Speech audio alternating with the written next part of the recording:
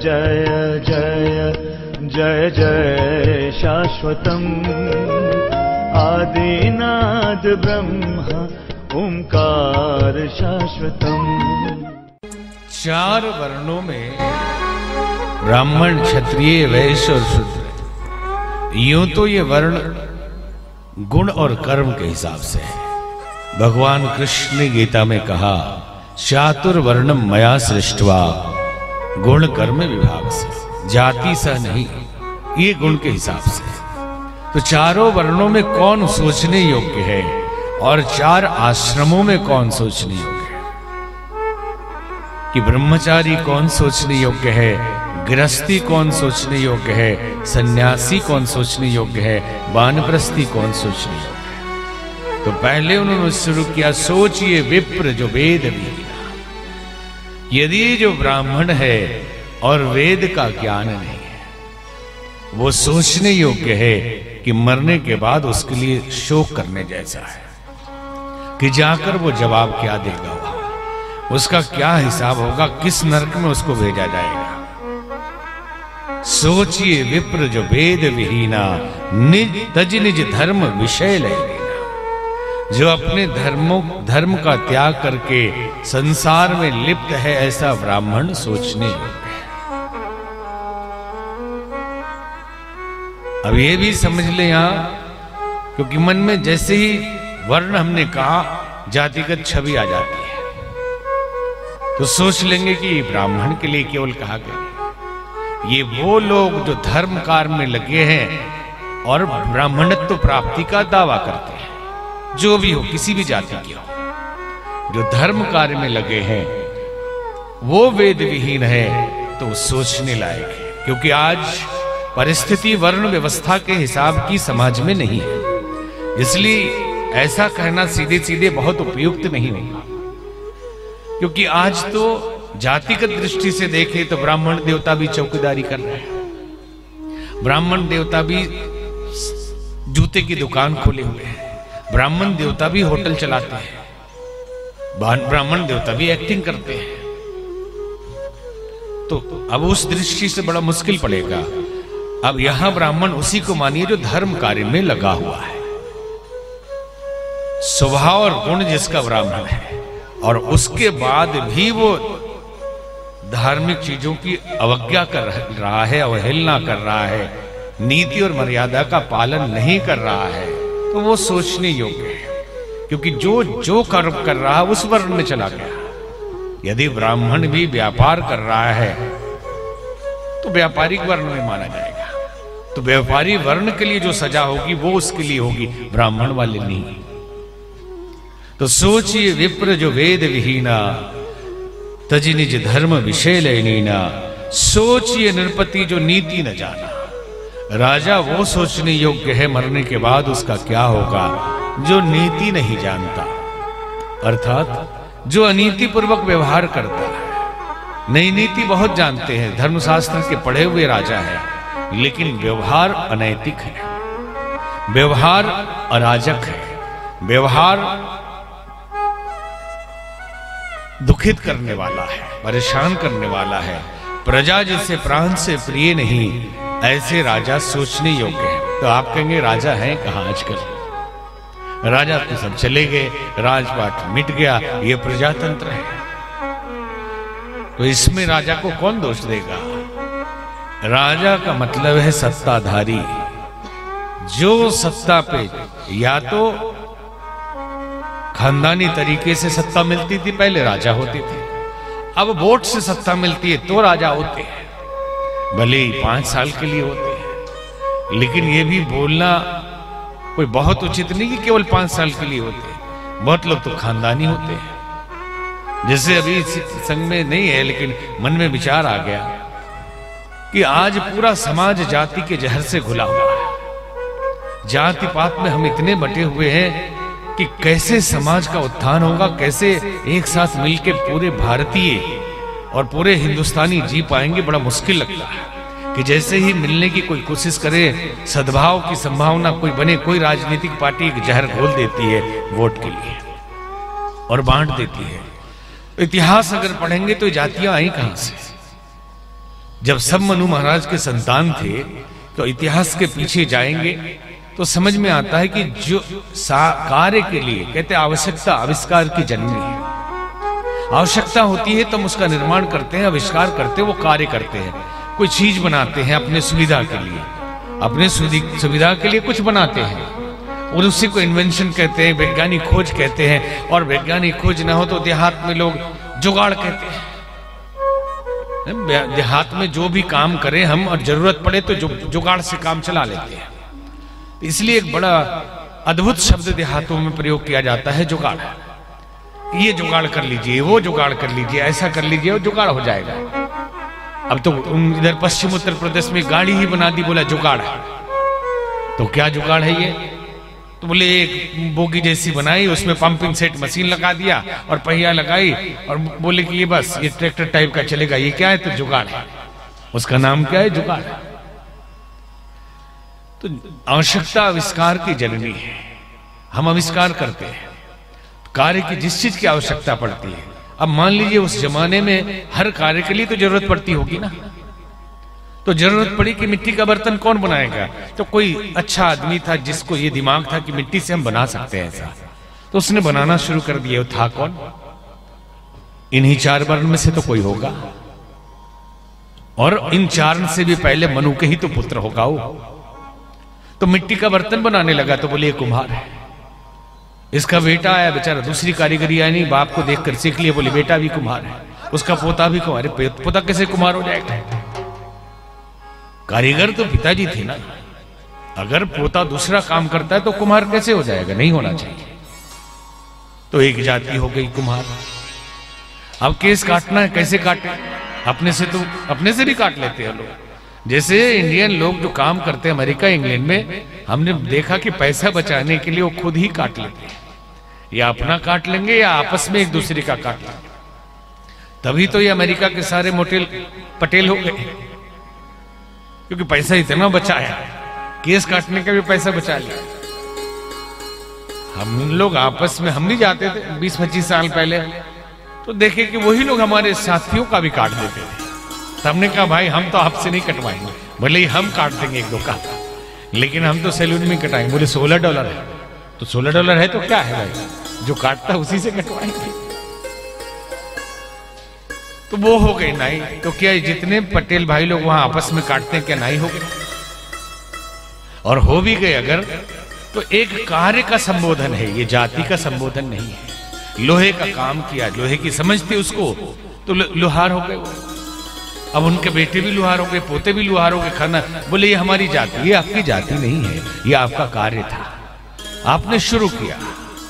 अब सोने का काम करने लगे तो सुनार हो गए। ये कोई जाति है? ये तो कार्य है उनका। अब पूरे समाज में ऐसे ही कार्य के आधार पे परंपरागत जातियां बन गई कि बेटे। अब मान लीजिए किसी भी जाति का बेटा MBA है और वो या डॉक्टर है, तो कैसे उस जाति का हो जाएगा जो कार्य कर रहा है? अब तो नई जाति आ गई, जिसके लिए इतना बोलना पड़ा हमको, राजनेता जाति। कि यदि किसी को केस कर्तन करने से उसके पुत्र को नाई कहा जा सकता है, तो किसी के बाप अगर नेता है तो बेटे को नेता क्यों नहीं कहा जाएगा? फिर कहा जाना चाहिए या नहीं? यदि किसी के बर्तन बनाने से उसके बेटे को कुम्हार कहा जा सकता है, तो किसी को इलेक्शन लड़ने से उसके बेटे को भी नेता कहना चाहिए। और आने वाले समय में यही स्थिति रही तो एक जाति होगी राजनेता जाति, और इस राजनेता जाति में भी कैटेगरी होगी। क्योंकि अब आप ब्राह्मण हैं तो सरयू पारी है कि कानिकुब्ज है कि कौन से वाले हैं, कितने विश्वा के हैं, ये सब चलने लगा। अब क्षत्रिय हैं तो कौन से वाले हैं, उसमें भी उसमें जैसे एक मुस्लिम भाई अपने मित्र के साथ किसी हिंदू के शादी में चले गए, खाना खाने बैठे, पूछा था कि अगर पूछ ले जाती तो बोल देना कि ब्राह्मण है। तो पूछा कि अगर कौन ब्राह्मण, पूछ लिए तो बोला गौर ब्राह्मण है। तो चले गए, भोज में बैठे थे तो हाव भाव लगा अलग। तो बोले कि कौन है आप? तो नहीं मैं भी ब्राह्मण ही हूं। तो कौन से ब्राह्मण है? बोले गौर ब्राह्मण हूं। तो कौन से गौड़ है? तो बोल रहा या अल्लाह, गौड़ में भी और। तुरंत पकड़ में आ गए। तो इसमें भी राजनीति की एक जाति हो जाएगी कि कौन से राजनेता परिवार से हैं भाई, किस जाति से है? बोले प्रधानमंत्री, इनके खानदान में सिर्फ प्रधानमंत्री के लिए ही लोग होते हैं, और ये मुख्यमंत्री। और फिर जनरल वाली जाति है राजनेता जाति, मतलब एक ही में कई जाति हो जाएगी नहीं, राजनेता जाति में भी कई, कि ये जाति ऊंची वाली है नेताओं में कि सीधे प्रधानमंत्री का ही इलेक्शन लड़ते हैं, उम्मीदवार होते हैं, और ये मुख्यमंत्री का ही लड़ते, बाकी लोग जो हो जाए, जो मिल जाए तो ठीक, ना मिले तो ठीक। तो जे ही न प्रजा प्रिय प्राण समाना, वो राजा सोचने योग्य है। तो राजा राजतंत्र नहीं, प्रजातंत्र में जो सत्ताधारी है अगर कर्तव्यों का पालन नहीं करते तो सोचने योग्य है। और आगे लिखा, सोचिय वयसु कृपण धनवानो, सोचिय वयसु कृपण धनवानो, जो न अतिथि सीव भगति सुजानो, जो न अतिथि सीव भगति सुजानो, सोचिय सुत विप्र अपमानी, सोचिय पटु निज प्रतुप निहरि, मुखर मान प्रिय ज्ञान गुमानी, मुखर मान प्रिय ज्ञान गुमानी, सोचिय वयसु कृपण धनवानो, सोचिय वयसु कृपण धनवानो, सोचिए वयसु कृपण धनवानु, कि वो व्यापारी वो सोचने योग्य है जो धनवान है और कंजूस है। हमने सुना कि इंग्लैंड में एक आदमी ठंड से मर गया क्योंकि कोट नहीं खरीद पाया, और जब देखा गया तो इंग्लैंड का सबसे अमीर आदमी था, इतना पैसा उसके यहां से निकला। तो ऐसे भी लोग रहते हैं कि साधन हमारे लिए है,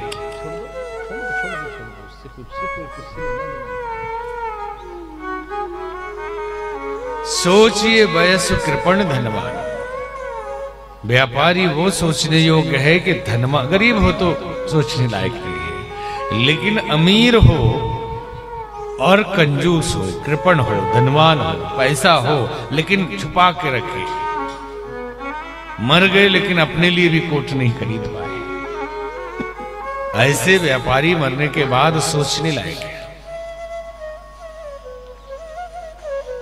एक बार राम कथा हो रही थी, तो राम कथा त्रिवेणी सिंह जी गए उसमें चंदा के लिए, साथ में बहुत सारे लोग थे। तो एक बड़े सेठ जी के यहाँ गए, तो बोला कि इतनी बड़ी कथा हो रही है, आपका सहयोग चाहिए। बोले हाँ जरूर दूंगा, दे दिया, चेक बाउंस हो गया। जब लौट के आए सबने कहा कि आपने गलती से साइन नहीं किया इसलिए चेक बाउंस हो गया है। तो बोले कि ना ना, मैंने गलती से साइन नहीं किया, ऐसा नहीं है, जानबूझ के साइन नहीं किया। बोले क्यों? भाई मैं गुप्त दान करता हूं और अगर लिख दूंगा तो उसमें नाम आ जाएगा मेरा, इसलिए मैंने साइन नहीं किया। तो ऐसे भी गुप्त दान करने वाले होते हैं। अब एक जगह यज्ञ कराने वाले लोग पहुंचे एक सेठ जी के पास, तो सेठ जी ने एक शर्त लगा दी कि मेरी एक आंख पत्थर की है। आगे आ जाइए, है जगह, है जगह।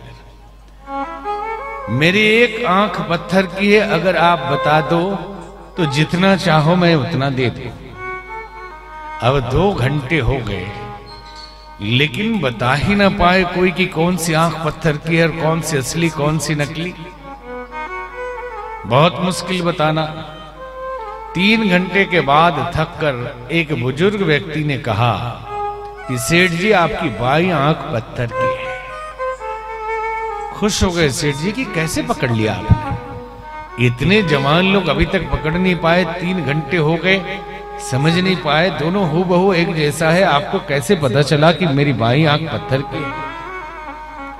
तो बुजुर्ग व्यक्ति ने नाराज होकर कहा कि सेठ जी आपके असली आंख में तो लाज हो ही नहीं सकती। पत्थर की आंख में थोड़ी पानी अभी है, इसलिए मैंने पकड़ लिया कि ये नकली है, क्योंकि असली आंख में तो आपके इलाज हो ही नहीं सकता। दोगे या नहीं दोगे पता नहीं, 3 घंटे से इतने लोगों को बिठाए हुए हो। अरे जो देना हो दो, कोई मनोरंजन हो रहा है कि आंख बताइए तब आपको देंगे, नहीं लेना आपके यहां से, चलिए। कि आपके असली आंख में इलाज नहीं हो सकती, ये पत्थर वाली पकड़ में आ गई कि इसमें आंसू है अभी। तो वो व्यापारी सोचने योग्य है जो धनवान हो और कंजूस हो, उसके पास से निकले नहीं। आदमी क्या सोचता है कि जिसमें हमारे अहंकार की संतुष्टि हो वहां खर्च करेंगे।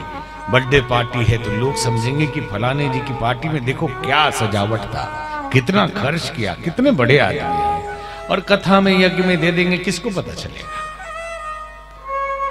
क्या फायदा होगा देने से? अरे फायदा दिखना चाहिए बाहर, तब तो ये नहीं जान रहे कि असली फायदा यही है। वो दिखा हुआ थोड़े दिन में मिट जाएगा, और मिटने के उल्टे गाली देंगे, सर बहुत चुरा के रखे हुए, बहुत माल इसने मारा है, बेईमान आदमी होगा, नहीं तो इतना कमाया कैसे? ये समझ में नहीं आ रहा है। तो 4 वर्णों और 4 आश्रमों की व्यवस्था बताई कि ब्रह्मचारी सबके लिए लगभग ऐसा ही कि अपने कर्तव्य का पालन जो नहीं करते वो सोचने लगे। ब्रह्मचारी, गृहस्थी के लिए कहते हैं कि जो अतिथियों की सेवा न करे, धर्म मर्यादा का पालन न करे, त्याग न करे, दान न करे, वो सोचने योग्य है। और साधु सन्यासी वानप्रस्थी अपने पूजा पाठ तप ध्यान छोड़ के संसारिक बातों में लगे रहे तो वो सोचने योग्य है। सब विधि सोचिए पर अपकारी। सब विधि वो सोचने लायक है कि जिसका कोई सहयोग भी करे, लाभ भी करे, तब भी उसका कोई वो उपकार न माने। और निज तनु पोषक निर्दय भारी, सोचिए सोचनीय सब ही विधि सोई, जो न छाड़ी छल हरिजन होई। सब विधि सोचने योग्य वो है जो छल और कपट छोड़कर भगवान के भजन में नहीं लगता है।